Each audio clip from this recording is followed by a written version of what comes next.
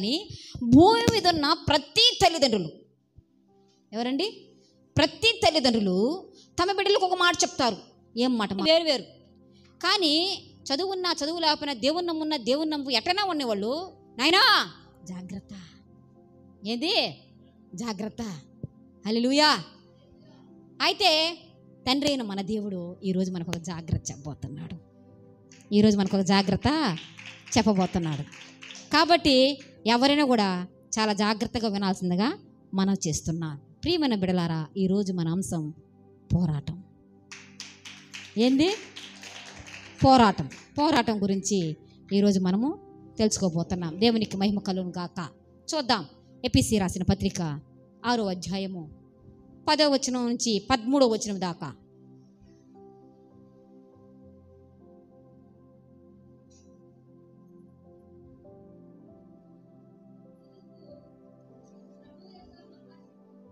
తుదకు ప్రభు యొక్క మహాశక్తిని బట్టి ఆయన యందు బలవంతులై ఉండుడి. మీరు అపవాది తంత్రములను ఎదిరించుటకు శక్తిమంతులగునట్లు దేవుడిచ్చు సర్వాంగ కవచములను ధరించుకొనుడి. ఏలయనగా మనము పోరాడునది శరీరులతో కాదు కానీ ప్రధానులతోనూ అధికారులతోనూ ప్రస్తుత అంధకారమందు అగు లోకనాథులతోనూ ఆకాశమండలమందున్న దురాత్మ సమూహములతోనూ పోరాడుచున్నాము. అందుచేత మీరు ఆపద్దినమందు వారిని ఎదిరించుటకు సమస్తము నెరవేర్చిన వారే నిలవబడుటకు శక్తిమంతులగునట్లు. ఆమేన్. ఎపిసి పత్రిక 6వ అధ్యాయంలో 10 నుంచి 13 దాకా మనం చూస్తే ఈ చదివిన ఒక వాక్యములో చాలా రకాల పోరాటాలు కనపడుతున్నాయి. అందరూ నా వైపు చూడాలా, చదివించాలి బైబిల్. దయచేసి నా వైపు చూడండి. చూస్తే గబా ఆపేస్తా. 5 నిమిషాలని చాలు మనకి. ఎక్కువ బళ్ళే సంవత్సరాలు కూడా వస్తున్నాగా బాగా ఉండదు, క్రమమే లేదు మనకి. బాగా వినండి. ఇందులో చాలా పోరాటాలు కనపడుతున్నాయి. ఏం పోరాటం కనపడుతుంది? ఆత్మీయ పోరాటం కనపడుతుంది, శరీర పోరాటాలు కనపడుతున్నాయి, దేవునితో పోరాటం కనపడుతుంది. మగసిరి గలవాడే యాకోబు దేవునితో ఒక రాత్రంతా తెల్లవారుజాము దాకా పోరాడినాడు. దుష్టునితో పోరాటం కనపడుతుంది. అంటే ఈ లోకంలో పోరాటానికి ఇది ఒక స్థలంగా మనకు కనిపిస్తున్నది. చేపను కప్ప మింగాలను పోరాడుతున్నది, కప్పను పాము మింగాలను పోరాడుతున్నది, పామును ముంగసి మింగాలను పోరాడుతున్నది. ఒకరి మీద ఒకరు పోరాటం. ఈ లోకములో పోరాడుకుంటూ ఉండే మనిషి ఒక్కడు కూడా లేడు. వాడు ఎటుమెంటోడైనా వాడికి పోరాటం ఉన్నే ఉండాలి. ఏదో ఒక పోరాటం ఉన్నే ఉండదు వాళ్ళకి. ఒకడు పేరు సంపాదించాలని పోరాడుతున్నాడు, ఇంకొకడు పదవి సంపాదించాలని పోరాడుతున్నాడు, ఇంకొకడు డబ్బు సంపాదించాలని పోరాడుతున్నాడు, ఇంకొకడు స్త్రీని సంపాదిద్దామని పోరాడుతున్నాడు, ఇంకొక ఆమె పురుషుని సంపాదిద్దామని పోరాడుతున్నది. చదువుకున్న పిల్లలైతే పై స్థాయిలోకి వెళ్ళాలని పోరాడుతున్నారు. వ్యాపారకర్తలు ఏం చేస్తున్నారు? వ్యాపారంలో మంచి ఫలాన్ని పొందాలని, అభివృద్ధి పొందాలని పోరాడుతున్నారు. ఆకలి ఉండేవాళ్ళు ఆకలి తీర్చుకోవడానికి ఆకలి పోరాటాలు జరుగుతున్నాయి. మొత్తానికి ఉన్నోడు పోరాడుతున్నాడు, లేనోడు పోరాడుతున్నాడు, ధనవంతుడు పోరాడుతున్నాడు, దరిద్రుడు పోరాడుతున్నాడు, అధికారి పోరాడుతున్నాడు, బికారి కూడా పోరాడుతున్నాడు. మొత్తానికి పోరాటానికి కారణం ఏంటి? ఎందుకు మానవుడు ఇలా పోరాడుతున్నాడు చెప్పరా? ఎందుకు ఇలా పోరాడుతున్నారు? నీకొక పోరాటం, నీకొక పోరాటం, నాకొక పోరాటం, అందరం పోరాడుతూనే ఉన్నాం. ఉదయం లేస్తే పోరాటం. యుద్ధ స్థలం ఇది, ఇది రంగస్థలం, పోరాటానికి ప్రధానమైన స్థలం ఇది. ఇక్కడ పోరాడుకుంటూ ఉండేవాళ్ళు ఒకడు కూడా లేడు భూమి మీద. ప్రతి ఒక్కరూ పోరాడుతున్నారు. వాడు కొట్టాలని వీడు కొట్టాలని వాడు కొట్టేవాడు పైకి లేని వాడు. పోరాటం జరుగుతూనే ఉండదు. పోరాడుకుంటే ఎవరు కూడా గమ్మున ఉండటం లేదు. ప్రతి మానవుడికి పోరాటం ఉంది. కానీ కారణం ఏంటి? ఎందుకు పోరాడుతున్నారు? అక్క ఎందుకు పోరాడుతున్నావు? ఎందుకు పోరాడుతున్నారు? నేను పోరాడుతున్నాను, మీరు కూడా పోరాడుతున్నారు. నేను నా పోరాటం చూడండి, నా పోరాటం మీకు అర్థమవుతున్నది. మీరు కూడా పోరాడుతున్నారు, ఒక్కొక్కరికి పోరాడుతున్నాం. యుద్ధానికి వెళ్తున్నాం. ఎందుకు వెళ్తున్నాం? యుద్ధానికి తెలియకుంటే వెళ్తామా?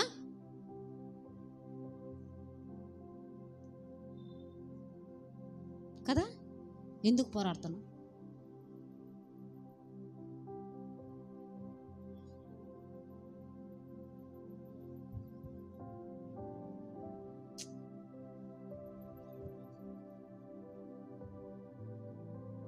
చాలా రకాలు చూసే పోరాటాలు, చాలా రకాల పోరాటాలు కనపడుతున్నాయి. అందులో ఆ పోరాటం పోరాడుతున్నారా? నీకోసమా? నువ్వన్నీ పోరాటం కాదు అది. ఎందుకు పోరాడుతున్నావని తెలియకుండా కూడా నువ్వు పోరాడుతున్నావంటే నీ పోరాటం నిజమేనా? దానికి ఫలితం నీకు వస్తుందా? మనం పోరాడేది మనకు కావాలి కదా, ఏనా? మరి ఎందుకు పోరాడుతున్నావు నువ్వు? నీకు అర్థమవుతుందా? దేనికోసం పోరాడుతున్నావు నీకు అర్థమవుతుందా? సగం జీవితం నెత్తిన పడింది, నీకు నరిసిపోయినాయి, బలం పోయింది, నరాలు వీక్ అయిపోయినాయి, ఎముకల్లో సత్వం పోయింది. పోరాడుతున్నావు అయినా కానీ నువ్వు ఎందుకు పోరాడుతున్నావు? దేనికోసం పోరాడుతున్నావు? ఉదయం లేస్తే పోరాటం, చదవాలని పోరాటం, మంచి మార్కులు తేవాలన్న పోరాటం. ఎందుకు అలా పోరాడుతున్నావు? జేమ్స్ పాల్ చూడు నా వైపు. ఎందుకు పోరాడుతున్నావు? నిద్ర లేస్తే పనికి టిఫిన్లు సర్దిని తీసుకుపోవాలా? అక్కడ పోవాలా, ఇక్కడ పోవాలా, అక్కడ పోవాలి, సాయంత్రం ఎందుకని తర్వాత తెలియదు. చూసావా? ఈ పోరాటం అంతా ఎందుకు తెలుసా? భూమి మీద మానవుడు సుఖంగా బతకాలని. ఎందుకమ్మా పోరాడేది? సుఖంగా బతకాలని కదా. కానీ దేవుడు చెప్పాడు, ఏదో పాడే పాట మళ్ళా పడతామా? ఆదియు అంతము లేనివాడు నా యేసు, ఆసీనుడయ్యాడు సింహాసనమందు. ఆ సింహాసనం నా గమ్యస్థానం. ఏది మన గమ్యస్థానం? ఆ సింహాసనం నా గమ్యస్థానం. ఆగిపోను నేను, సాగిపోచున్నాను. పోరాటం, ఆత్మీయ పోరాటం. అన్ని రంగాలలో అందరూ పోరాడుతున్నారు. ఏం చేస్తున్నారు నాన్న? డబ్బు సంపాదించాలని పోరాడుతున్నారు, పదవి సంపాదించాలని పోరాడుతున్నారు, వ్యాపారంలో అభివృద్ధి రావాలని పోరాడుతున్నారు లేదా? అన్ని రంగాలలో అందరూ పోరాడుతున్నారు. నా వైపు చూస్తున్నారా? అన్ని రంగాలలో అందరూ పోరాడుతున్నారు. కానీ సంఘములో ఉన్న విశ్వాసములో అభివృద్ధి పొందాలని పోరాడలేకపోతున్నారు. పరిశుద్ధాత్మ పొందుకుందామని పోరాడలేకపోతున్నారు. విశ్వాసం అభివృద్ధి పరుచుకుందామని పోరాడలేకపోతున్నారు. క్రీస్తువలే మారదామని పోరాడలేకపోతున్నారు. ఏ సేవలో మారదాము, ఏ సేవలో చూస్తామో, ఏ సేవలో కూర్చుందామని పోరాడలేకపోతున్నారు. ఈరోజు సంఘాలు ఎలా ఉన్నాయో తెలుసా? శరీర సంబంధ విషయాలకు పోరాడుతున్న కసి ఆత్మీయ జీవితాల్లో పోరాటానికి చూపించలేకపోతున్నారు. బాగా గమనించాలి. ఆ కసి ఉంటే ఈ ఆదివారం అందరూ ఉంటారు.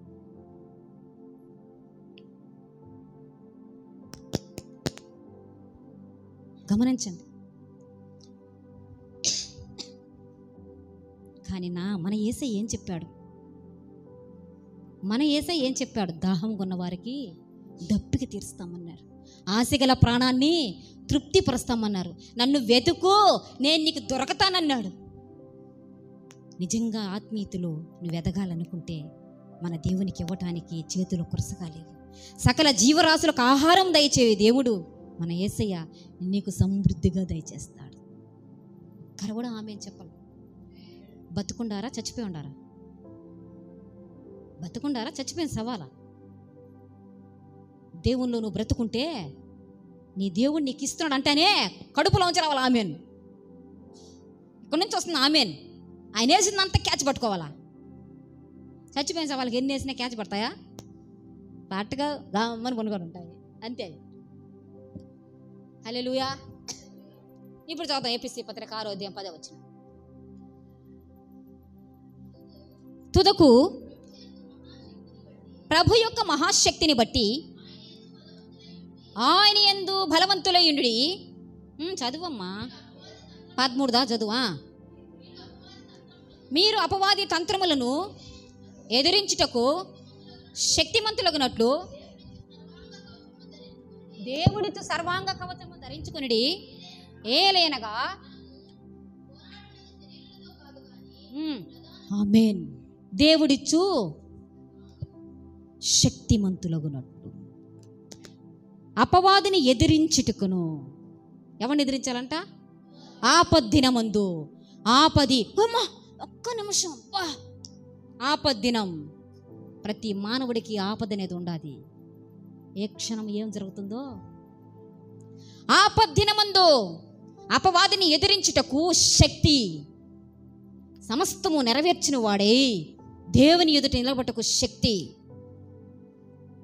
దేనికి కావాలి శక్తి మనకి? అపవాది తంత్రములను ఆపద్దినమందు ఎదిరించుటకు శక్తి, దేవుని ముందు నిలబడటకు సమస్తము నెరవేర్చిన వారే దేవుని ముందు. ఒక మనిషి మరణించటానికి ముందు, యేసయ్య ఎదుట నిలబడడానికి ముందు, రాకడలో ఎత్తబడ్డానికి ముందు ప్రతి మనిషికి ఒక పోరాటం ఉందండి.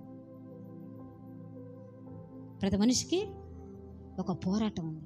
ఆ పోరాటం జయించుటకు శక్తి, బలాన్ని దేవుడిస్తున్నాడు. తీసుకున్నారా? నిజంగా తీసుకుంటే ఆమేనని చెప్పుంటారు. శక్తి ఎవరిస్తున్నారు? దేవుడిస్తున్నాడు. సమస్తము నెరవేర్చిన వారే. సమస్తము దేవుని బిడ్డైన నీకిచ్చిన బాధ్యత. ఒక దేవుని బిడ్డ, ఒక విశ్వాసి, అభిషేకం పొంది, ఆత్మవరములు పొంది, ఆత్మ ఫలాలు పొంది, నువ్వు సమస్తము నెరవేర్చి ఆయన ఎదుట నిలబడటానికి శక్తి ఆల్రెడీ దేవుడు నీకు ఇచ్చేస్తున్నాడు. రెండవది, అపవాదిని ఎదిరించుటకు ఒకసారి మళ్ళీ అపవాది గురించి చదవండి. అక్కడ ఉన్నది.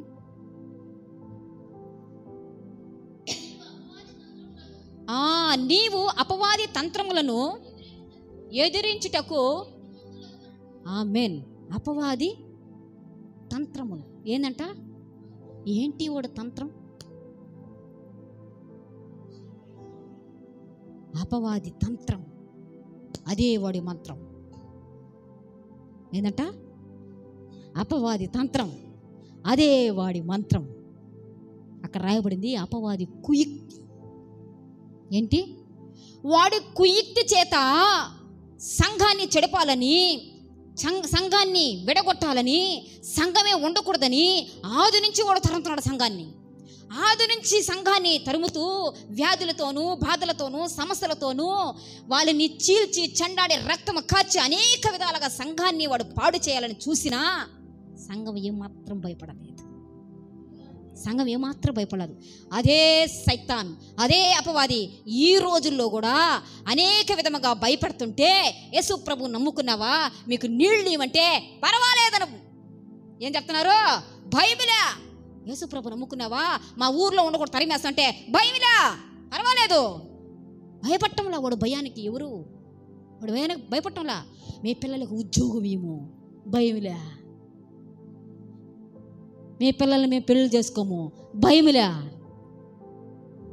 ఇంట్లో ఉన్నిచ్చము భయమిలా, చంపేస్తాం భయమే లేదు. వాడు పలు రకాలుగా వేధిస్తున్నా ఇప్పటికీ సంఘాలు నింపబడి నా దేవుణ్ణి ఆరాధిస్తూ ఉంటారు. హల్లెలూయా, హల్లెలూయా. వాడు ఒక ప్లాన్ చేసుకున్నాడు. ఏ విధమైతే సంఘాన్ని మనం చెడిపేస్తాం, ఏ విధమైతే సంఘాన్ని మనం లేకుండా చెయ్యేస్తాం, ఏ విధం చేస్తే వీళ్ళని మర చేయగలుగుతాం అని ఆలోచన చేసి వాడు కుయుక్తి వేశాడు అంటాడు. అది వాడు మంత్రం. ఏం తెలుసా? వాడు కుయుక్తితో వాడు కుయుక్తితో, వాడు మంత్రముతో ఏం జరిగింది తెలుసా? కొన్ని వేల మంది పడిపోయారట నేల మీద. కొన్ని వేల మందిని తోసిందట కిందకి. అది ఎవరిని తెలుసా? చూడండి, కావాలంటే చూడండి. ప్రకటన గ్రంథం 12వ అధ్యాయము 3-4 వచనాలు. అంతటా పరలోకమందు ఇంకొక సూచన కనపడెను. ఇదిగో ఎర్రని మహాఘట సర్పము, దానికి 7 తలలను 10 కొమ్ములు ఉండెను, దాని తలల మీద 7 కిరీటములు ఉండెను, దాని తోక ఆకాశ నక్షత్రములలో 3వ భాగముని ఈడ్చి వాటిని భూమి మీద పడవేసెను. చాలండి. వాడికి ఎన్ని తలలు ఉన్నాయంట? 7 తలలు 10 కొమ్ములు. వాడు భయంకరమైన రూపం. 7 తలలు కలిగి 10 కొమ్ములు కలిగి వాడు భయంకరమైన ఆకారముతో సంఘాన్ని భయపెట్టాడు. వాడు భయానికి సంఘం భయపడలా. అప్పుడు వాడు ప్లాన్ చేశాడు, కుయుక్తిగా, తోకతో, మన ఒక్క కుయుక్తితో సంఘాన్ని పడగొట్టాలా. అన్ని జనాంగంతో ఓడికేం పని, తాగుబోతులతో ఓడికేం పని, వ్యభిచారులతో ఓడికేం పని, తిరుగుబోతులతో ఓడికేం పని, దొంగలతో ఓడికేం పని. వాళ్ళని తాగడు అసలు. వాడి పని అంతా, వాడి పోరాటం అంతా పరిశుద్ధుల మీదనే. ఎవరి మీద? పరిశుద్ధుల మీదనే. భయపడాల్సిన అవసరం తాగుబోతులారా, ఎవరైనా సరే చూస్తున్నా, ఎవరైనా తాగుబోతులారా, భయపడదు, నీ జోలికి రాడు, ఇబ్బంది ఏం పడవద్దు. వ్యభిచారులు, దొంగలు, అబద్ధికులు, మోసగాళ్ళు ఈ లోక ఆశల్లో పడి లోకం మీద పడి వాళ్ళు తాకడోడు. ఎందుకంటే వాడి పార్టీ కాబట్టి వాడు పోరాటం అంతా ఎవరి మీద అంటే పరిశుద్ధుల మీద. ఎవరి మీద? పరిశుద్ధుల మీద. నా మీద చెప్పుకోండి, నా మీద పోరాటం. వీడు భయంకరమైన రూపంతో సంఘాన్ని పాడు చేయాలని చూశాడు, కానీ సంఘం భయపడిపోయేలాగే వాడు ఒక ప్లాన్ చేసుకున్నాడు. ఏమని ప్లాన్ తెలుసా? వాడి ప్లాన్ వల్ల కొన్ని వేల మంది నేలకు ఒరిగిపోయారంట. ఎవరు తెలుసా? నక్షత్రాలు చదివాంగా ఇప్పుడు. ఎవరు తెలుసా? 10 మందిని సంఘానికి నడిపించిన వారు, 10 మందికి బుద్ధి చెప్పిన వారు, కొంతమందికి దేవుడి దర్శనాలతో వాళ్ళని బలపరిచిన వారు, కొంతమందిని సంఘంకి బలంగా వాళ్ళ సాక్ష్యం వల్ల నిలబడిన వారు, అనేక మందికి మాదిరిగా ఉన్నవారు, సంఘములో సభ్యులుగా ఉన్నవారు, లేచి నిలబడిన వారు, దేవుని మహిమపరిచిన వారు, దేవుని ఆరాధించేవారు, కొంతమంది వీళ్ళే ఆకాశంలో వెలిగే నక్షత్రాలు. వీళ్ళందరూ ఇప్పుడు ఏమంటారంట? ఏమి తిందుమా, ఏడ బొల్లాడదామా ఏమంటారంట? వీళ్ళు నేల మీద పడిపోయిన నీతిమంతులు అంటారు వీళ్ళు. ఎవరు? నీతిమంతులే. యేసయ్యను ఒక మాట ఒప్పుకోరు, ఆయన పరిశుద్ధుడు. మరి నువ్వు? నాదంటే గోక్కుంటారు. అప్పుడు గోకులెవ్వరు. ఆయన నీతిమంతుడు, ఆయన మంచోడు, ఆయన దగ్గర టనబాక కుదరకూడదు. మరి నువ్వు అబద్ధం చెప్తున్నావే, ఇచ్చిన మాట నెరవేర్చలేకపోతున్నావే. నేను ఎవరు? నువ్వు ఎవరు? నువ్వు కాదు. అర్థమవుతుందా? ఇచ్చిన మాట నెరవేర్చకపోతే నీ మాట అవునంటే అవును, వీటికి మించినది చెప్పలేదా? ఆయన చెప్పాడు కదా. దేవుడు మనము అప్పిచ్చేవాళ్ళం, కానీ దేవుడు చెప్పలా, దేవుడు వాక్యం చదవలా, చెవులు వినలా, ఒళ్ళు పని చేయలే, అంతే కదా. చెవులు విన్నాయి కానీ హృదయం కొవ్వెక్కింది. అందుకని ఆ మాటలు పనిచేయాల, కడుపులో పెట్టుకోవాలి. అది ప్రతి క్షణం కోస్తా ఉండాలి. అది ప్రతి దినం గట్టెక్కొచ్చేయాలా. అప్పు ఏది చేయకూడదు, ఎక్కడ ఏది ఉండకూడదు. వస్తే వండుకో తిన్నాం, లేకపోతే చచ్చిపోదాం. చచ్చిపో. ఎందుకు ఆ బతుకు? నీ కష్టం తీసుకొచ్చి నువ్వు తినలేనప్పుడు నువ్వు ఎందుకో అప్పు చేసి తింటావు? అప్పు చేసి తింటావు నువ్వు. చచ్చిపో. సంతోషంగా ఆనందంగా దేవదత్తులు సూర్య చంద్ర నక్షత్రం తప్పట కొడతాయి. నీతిమంతుడు రాని ప్రియమైన బిడ్డలారా, అందుకే దేవుడు చెప్తాడు, వాడు కుయుక్తి. ఎలాంటి వారిని పడగొట్టింది? సాక్ష్యం చెప్పినరే, సాక్ష్యం చెప్పి 10 మందిని చర్చికి నడిపించారే, సాక్షిగా జీవిస్తున్నారే, సాక్షార్థమై బ్రతుకుతున్నారే, అనేక మందికి మార్గదర్శులుగా ఉంటున్నారే, వాళ్ళందరినీ తన తోకతో పడవేసిందంట. దాని తంత్రం ఏంటి? దాని తంత్రం ఇందామా? దాని తంత్రం ఎట్ట పడగొట్టింది? ఏంటి దాని తంత్రం? ఏ విధముగా అది సంఘములో దూరి పడగొట్టింది? సంఘం ఎదుట పాతాళ ద్వారమో నిలవ నేరదని రాయబడింది. పాతాళములోని ఏ దురాత్మ శక్తి సంఘాన్ని ఒక ఇంచు కూడా కదిలించలేవు. ఎందుకు తెలుసా? సంఘము యేసయ్య శరీరం. సంఘం ఎవరు? యేసయ్య శరీరం, ఆయన శరీరాన్ని ఏ సైతాను ముట్టదు. అయితే ఆ శరీరాన్ని ఆయన కొట్టుకోవాలా, అదే ప్లాన్. ఆయన సంఘంలో ఉన్న బిడ్డల్ని మనమైతే తాకలం. మీరు అనుకోవచ్చు, బాప్తిసం తీసుకున్నాను భలే శ్రమలు, చిన్న శ్రమలు కాదు. శ్రమలు పెట్టడం మన యేసయ్య. సత్యం చెప్తున్నా, శ్రమలు పెట్టడం ఆయన. యేసు ప్రభు నమ్ముకుంటే శ్రమలు ఉండవు, శ్రమలు పోతాయి. ఆశీర్వాదం వస్తుంది, ఐశ్వర్యం వస్తుంది, ఆరోగ్యం వస్తుంది, నిండు ఆయుష్తో దేవుని దగ్గర చేరతాము. ఇది సత్యం. ఇది చాలామంది అపవాది శక్తులు, దుష్టుని శక్తులు యేసుప్రభు నమ్ముకుంటానంట ముందు అనేకమైన శ్రమలు పెడతారంట, ఆ తర్వాత అంట ఆశీర్వాదం. అబద్ధం, అబద్ధ బోధదంతా. నీకోసం సిలువ మీద శ్రమపడి రక్తం కాచి ప్రాణం పెట్టిన తర్వాత మళ్ళీ ఏంది నీ శ్రమలో? అబద్ధం అదంతా. నీకు విడుదల ఇవ్వడానికి కదా దేవత దేవుడు భూమి మీదకి వచ్చింది. ప్రియమైన బిడ్డలారా, అది దాని కుయుక్తి ప్లాన్ చేసింది. ఏం చేయాలని ప్లాన్ చేసింది. బాగా వినండి, బాగా వినండి. ఒక ప్లాన్ చేసింది. ఏం ప్లాన్ తెలుసా?